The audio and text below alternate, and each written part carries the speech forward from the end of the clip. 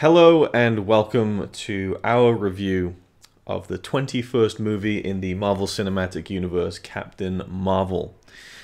I'm really sick of all the bullshit around this film that I feel like it's not even worth talking about because I don't think it really holds. Yeah, please don't. It doesn't hold water for me in almost any configuration in which people are trying to position it.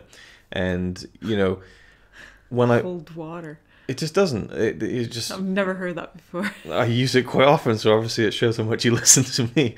But regardless, I do. I use it fairly often. It doesn't. I just gave you a Zoom moment then. A Zoom moment. Okay. Yeah, my expression. But we saw this late. It came out last week, and so everyone and their dog had seen it, and their cat, and so especially the cats. Especially the cats, and. So I'd heard from people who I know certain things. I thought, oh, that's interesting. So I was watching this film to see certain things, and I just wasn't seeing it. I feel like it was kind of a different movie. I will say I don't think it was great. I think as far as the whole Marvel Cinematic Universe is concerned, for me, it's probably maybe in the middle, something like that. Yeah. I think my main issue with the film were the action scenes, particularly the hand-to-hand combat fight scenes. They just felt very... to me. Yeah, I noticed that there was a lot of hits that you didn't get to see. No. And I kept thinking about what Jackie Chan says when he was... that was just in the back of my head the whole time. I was like, yeah, we didn't see any of that. All you see is someone about to hit someone and then they're on the ground. A lot of camera shakes and stuff like that. Yeah. So the fighting was bad. I mean, they go into the whole they go into that. I mean, as far as social media and stuff, they've talked very much about how Brie Larson trained for 9 months for this movie and stuff, which is great. But I just feel like, I don't know if she did do a lot of her own stunts that we didn't see. There was one scene in a corridor where they held it wide for just a couple of seconds while she's fighting people. That looked really cool. But the rest is close angles and the camera moving. Maybe you can't really see what's going on. Maybe it just wasn't good enough. That's possible. That's possible. They're trying to save the movie, but not showing But then it's the way, I don't know. It just didn't feel competently directed, the action stuff. But the other action stuff was really good. Yeah. The flying sequences. There's a lot with her being a pilot, or she used to be a pilot. So the story, you probably know. You've seen the movie. She's on this alien planet, and she's trying to control this power that she has, and she's trying to regain her memories that she's not even sure if they're real or not. And then she ends up being stranded on Earth, where she's looking for answers, and more of her memory comes back to her. One of my favorite parts of the whole film was when she gets captured by the Skrulls, who are one of the alien races in the film. And they're kind of probing her mind and looking through her memories, almost like they're shuffling through files on a hard drive. Only they're able to kind of manipulate it. At one point, you hear the Ben Mendelsohn's character. I don't know what his name is. He's the lead Skrull in the movie. He's kind of almost ordering her inside her own head, focus on that in your memory, and go back as I thought he was telling one of his colleagues, you focus on that one, maybe it was that someone was trying to tune her. Or something. I don't know. It was weird. Maybe it was, but I almost feel like she was conscious of it at the same time, and so she was I don't know. I felt like that was cool. Part of it. I thought it was a really well done scene, especially the moment where she's, I don't know what the character's name is again, Annette Bening's character, the older kind of pilot. She's kind of saying something about the view, and then she walks away. And then you hear Ben Mendelsohn say, "Now let's just see that again." And she turns around and she comes from the other angle. So just nice kind of dream sequency stuff. I like that scene. I thought it was cut well. Yeah, that part was really well done. I mean, where do I even go with it? Really, it's in Colin Farrell was his name, right? Jude Law. Jude Law. Shit. Yes. Because I tried to ask him, "What's his name?" And you're just like, yeah, just I just wanted to know his name because I kept thinking, "What's his name?" And then I started going through the alphabet. I stopped on C. Colin Farrell. It's Jude Law. That's his name. Yeah, he plays a kind of a quasi-mentor role to Veers, as she's known. I love Jude Law. I always used to have a negative opinion of him. Then I saw Gattaca and thought he was fucking incredible. And since then, I've just really liked him in everything, pretty much. I thought he was a brilliant Dumbledore last year. I mean, he's not amazing, but that's the role. The role that he had in this film, he executed very well, I thought. He's just a great actor. Brie Larson as Captain Marvel, though they never call her that. Her real name is Carol Danvers, and she's also known as Veers in the first half of the film. What do you think of her? You know what? I could never understand what her name was. Because when Jude Law was saying, it sounded like a British Veers. And then it was like, is it VS? Or is it VS? And I was just like, I need some fucking subtitles here. Because I'm not understanding what her name is. And that was distracting to me. And I wish that I would have read about it. What her name was in the movie. Because it was super distracting to me. Well, I knew going... Yes? Visa? I don't know. And Visa. Then, I don't know. I could not understand it. And then that... her old friend was saying it, and then she said Veers or something, and I was like, is it Veers? I don't know. I could never understand what is it? Veers. Yeah. See, I still don't really get it. I want to see it spelled. You asked me what I thought about the movie. See, this is me sat in a movie theater watching a movie like, oh, this is good. This is Connie sat in a movie theater. A, B, C, Colin Farrell. What's her name? I need subtitles. Is it Veers? Is it VS? Is it like you just get so wrapped up in the minutiae of these small things? I understand the frustrations. When is he going to lose his eye? I don't know. Oh, there it is. Wait, is that it? Yeah, it is. And for that's me. And for anyone concerned, we will be spoiled. I don't think there's really any big spoilers in the film. We'll be talking about stuff that happens in the movie. There's no point doing 2 separate reviews for this film, I don't think. I agree with you to answer your question about what I thought about the movie. It wasn't great. Okay, yeah. I was expecting a 10 out of 10 because some people have said that it was 10 out of 10, so I was super excited. And then it was just, it was alright. I mean, it was really good. It was very entertaining. Mm-hmm. It was very not my favorite... not at all a favorite Avengers movie so far, but that's probably because I just didn't know her, so I'm feeling a little like Black Panther is like, okay, who's this guy? Okay, I'm gonna get to know this person, and then the movie's over. But I do look forward to seeing her in the next in Endgame. Yep. Obviously, that's why we're getting to know her now. I thought that her ability is awesome. And when more of her ability comes out, I was like, yeah, come on, show us some stuff. I think she looks too much like Captain America in her suit. But that's the comic book people who have designed that, I'm guessing. Yeah, I'm assuming it must be from... That was probably her comic book attire. I didn't really notice that the CGI was bad or anything with Fury. It was cool. I think Coulson looked really good. I think he looked weaker. I mean, you weren't wearing your glasses, but I mean... No. And I think maybe I'm glad that I didn't. Because without my glasses, a lot of things look great. I mean, I just feel compelled to do it, but obviously the movie is set in the 1990s, so we have Nick Fury looking younger, and so they obviously tried to de-age Samuel Jackson to look more in his 40s than his early 70s. I mean, he doesn't look like he's 70, he really doesn't, but regardless... Doesn't anyway. I think... That's what I just said. I think what you're trying to say is... Yes, I thought that the de-aging was really cool. They obviously had played around with it in the previous Marvel movies and fairly successfully, I think. But this is like he's pretty much a main character in the movie, so that was really well done. The Coulson stuff was a little ropey at times, but for the most part pretty good. And I really like him. And now that we're rewatching all the Marvel movies, we're watching the early ones that he's in, so it's kind of like it had his character fresh in my mind, which was nice. I really enjoyed the humor. It wasn't as... I was just about to ask about that. It wasn't as like over the top as a film like, say, Guardians of the Galaxy, where they're going for like a gag every like 20 seconds, or even an Avengers movie, which I think is probably where it's most successful for me personally. I find the Avengers movies the most humorous. Ragnarok. Sorry, forget that. Ragnarok is the funniest by yes. far. By far. But in a great way. I wanted to use a different word, but great, but I couldn't get the word out. Yeah. So there's good humor in the Perfect film. It's not overdone or overplayed. And yeah, I went into the film knowing that her character name was Carol Danvers, so I just assumed the Veers was kind of like they've taken the last half of her second name.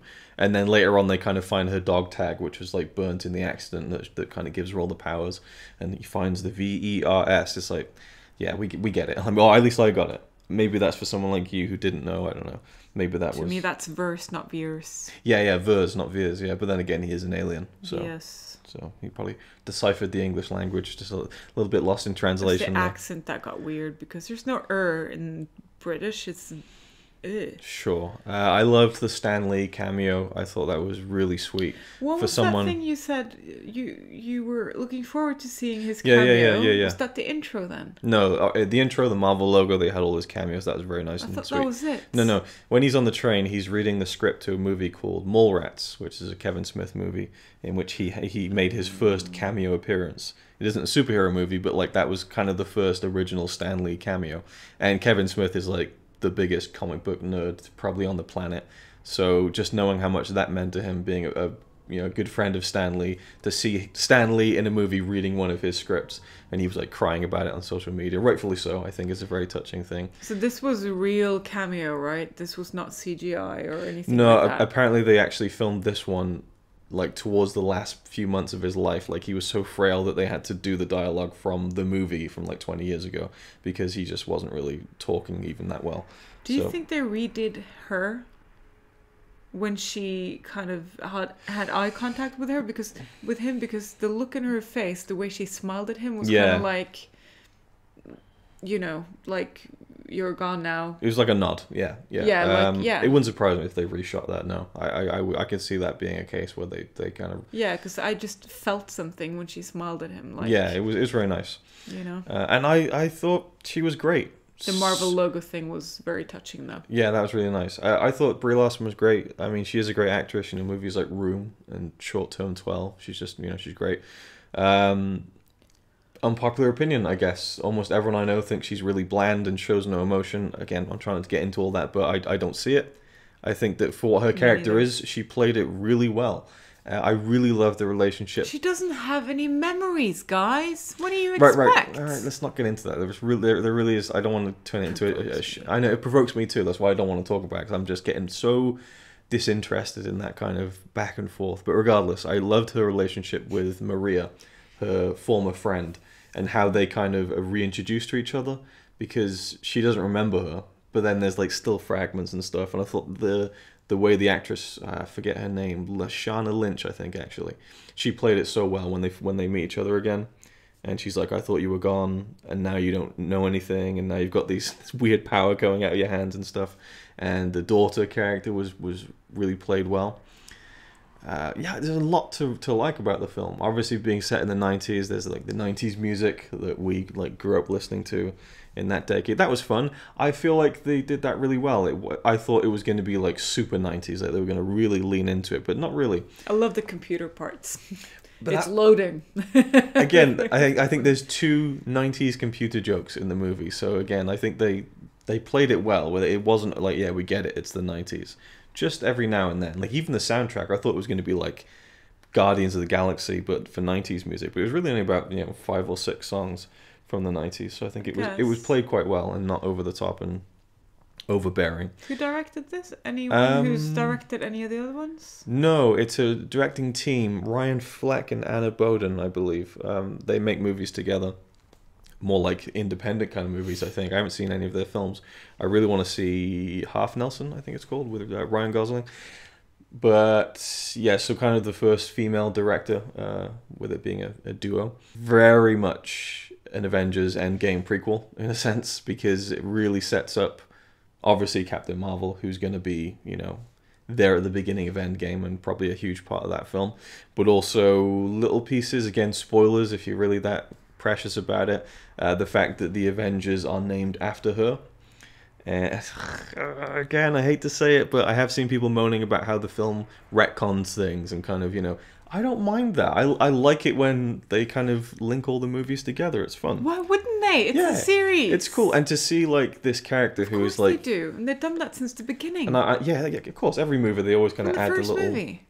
And I think to see a character who is like arguably the most powerful that we've seen, next to maybe Thor, I don't know. I liked that it was like her nickname was Avenger, and that's how it started with Nick Fury. Nick Fury, again, a much different character than we've seen before, which seemed totally fitting to me because he seemed more like, working his way up the S.H.I.E.L.D. ladder. I will say, I absolutely will say, because we just started, we've just started rewatching the Marvel movies. In Iron Man, 10 plus years ago, the whole joke is what does SHIELD stand for? It's like Strategic Homeland, da da da da da. And the joke throughout Iron Man is you need to find a snappier name. Like, yeah, we're working on it. At the very end, it's like, just call us SHIELD. Yeah. And in Captain Marvel, they're calling themselves SHIELD. So that's completely, like, I just think all you have to do is watch the movies. I'm sure they had that discussion. They could not have missed that. If we didn't miss it, that massive crew that's worked on this movie of geeks, they wouldn't miss it, but they're probably going, you know what, we're not going to say that joke again because it's been said. We need to name them something. However, it would be cool if it was called something else. I mean, hey. Why would they be S.H.I.E.L.D.? It ain't a problem. It really isn't in the grand scheme of things. And ultimately... No, but it's a little continuity. Yeah, continuity error for sure. But I think, with movies like this, they're just fun entertainment. So it's not really a big problem. But I did notice that S.H.I.E.L.D. thing, which is something I haven't heard anyone mention before. And the cat, Goose. I was just about to say, that was my favourite character in the movie. Who surely, is named after, is a character in Top Gun, Goose? That's definitely the reference then. So I didn't even get, because also reminds me of the cat in Alien. Oh, yes. Jonesy. Looks like him, yeah.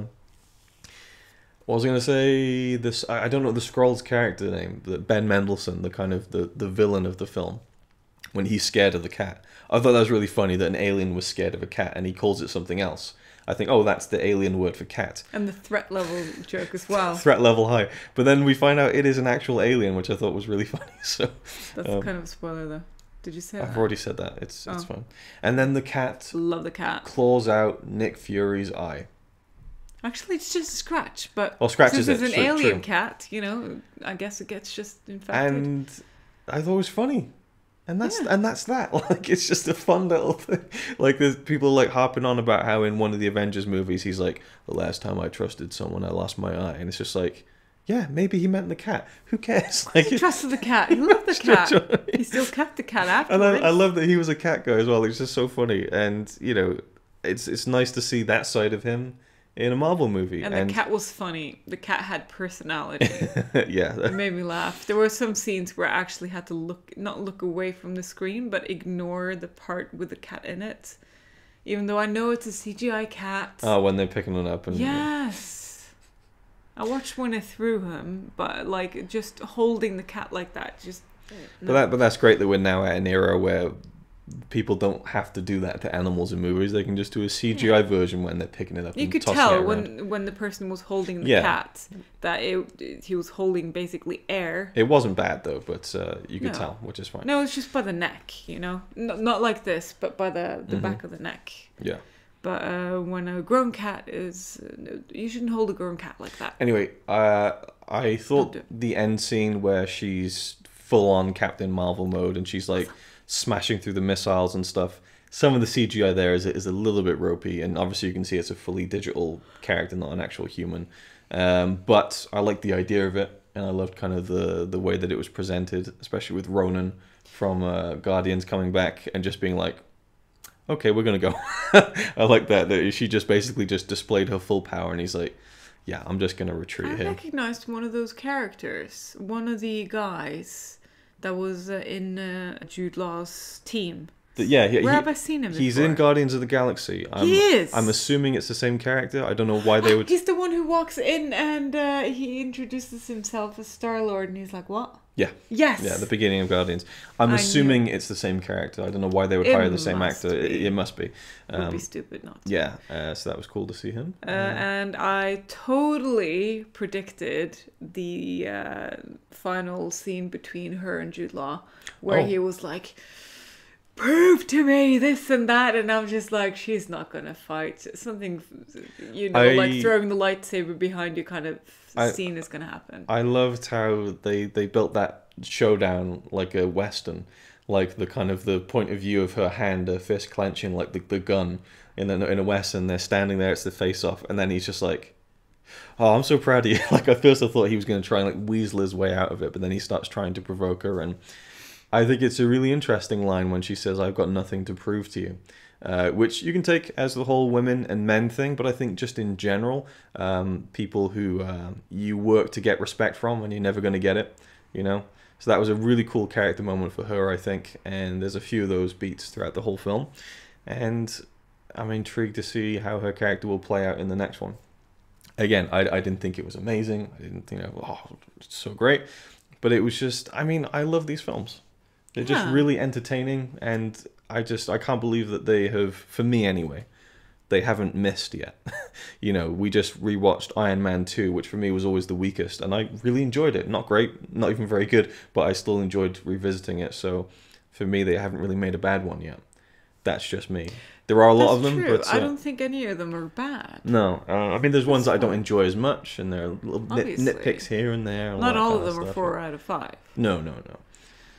There might be a couple of 3s, but well, yeah, they're all pretty great. The music didn't jump out immediately. I did really like the scene where she learns to unleash all of her powers. She's kind of like tied up and she's inside her own head, and it's something they showed in the trailers really, where it's like a kind of compilation of her as a young woman, as a young girl, kind of slowly getting up after falling down in various different circumstances. Yeah, just like it seems kind of, it feels cheesy, but the way that it was done with the music. But they didn't say it out loud. I was thinking the line in my head when I was like, well, at least I still get up, or I get up every time. Yeah. There was no she dialogue. Could have said something, it was just but she didn't. Exactly. You were thinking it, and that was the message they wanted to convey. Yeah, it shows itself visually, and that's all you really needed. When you talking about the music, I feel like I would recognize it, especially her theme.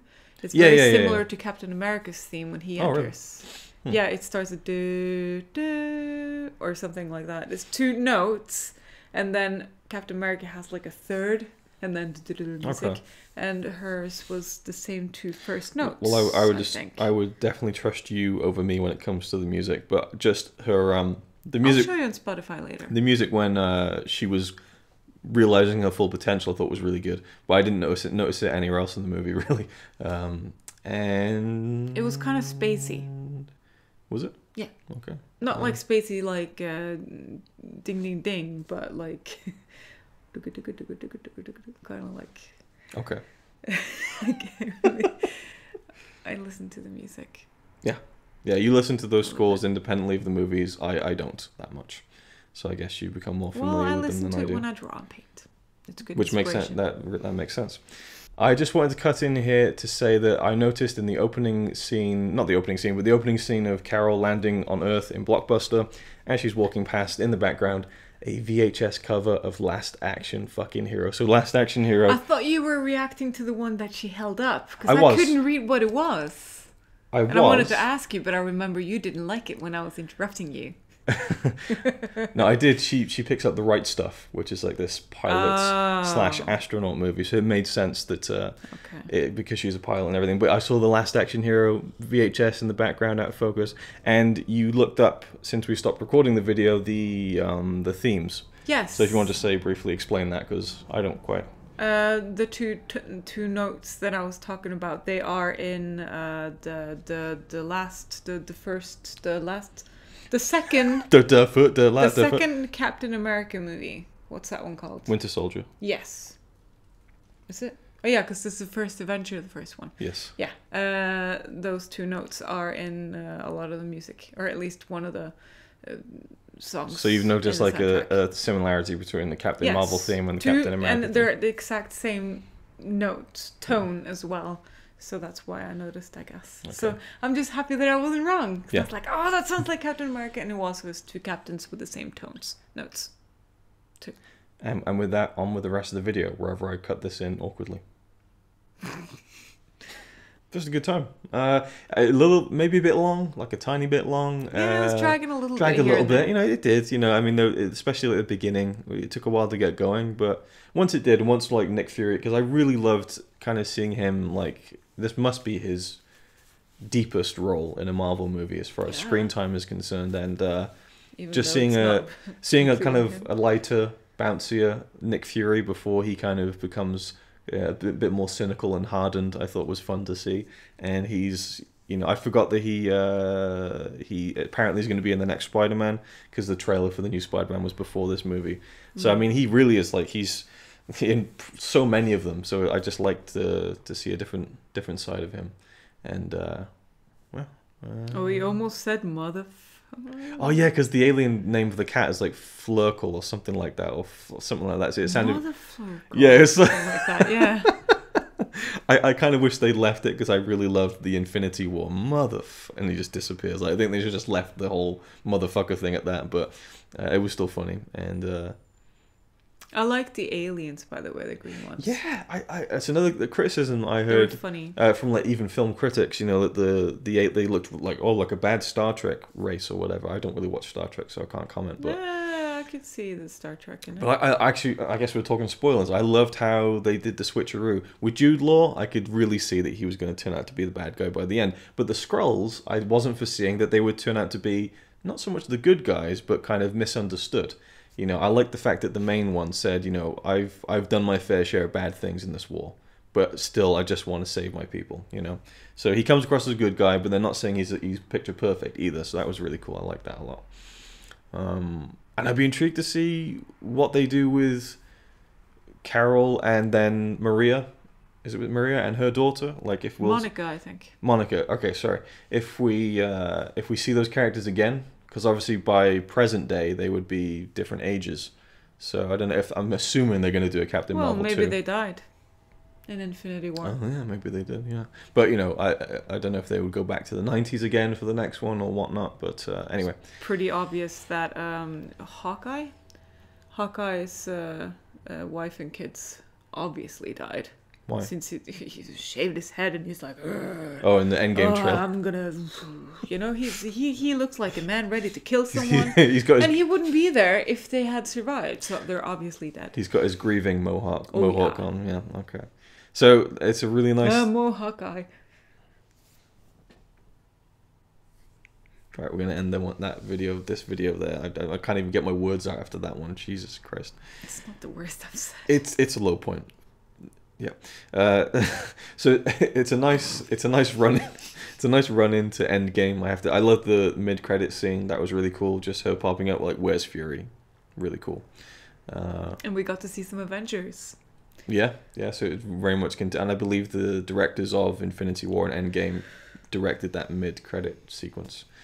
So big movie on the horizon. Oh, and the credit sequence itself, the was very good, very nice. The zzz. Yeah, it was very sparkly and dusty. Yeah. The end credits. The end credits.